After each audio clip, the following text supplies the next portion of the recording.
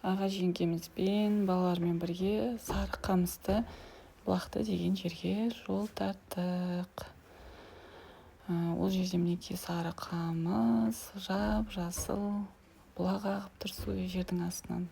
Сап-салқын, тап-таза бұлақтың суына дәмін көріп, ішіп, бұлақ көрсең көзін аш дейді.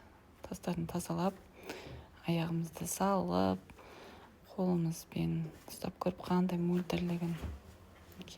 Тап-таза бұлақтың суы. Одан жылқыларды көріп, сол жерге барып фотосессия, видео жасаймыз дегенбіз. Онымен олар адамдарды көріп, кері қайтып кеттік қалды. Сөйтіп өзіміз видео фотоға түстік табиғат аясында. Мына жерге келіп жылқылар су ішеді.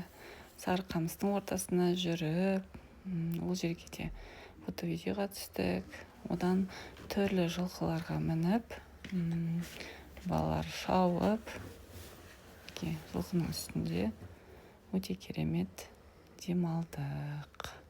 Барлығымыз кезек аттарға мініп, жақын жерге шауып келдік. Бұл жылқылардың бірі асау, бірі жуас, әртүрлі өзінің иесіне үйренген. Сондықтан жаймендеп міндік. Кеш батарда күн бұлттанып, найзағай ойнап, нөсер жаңбыр жауып, үйге қарай жол тарттық.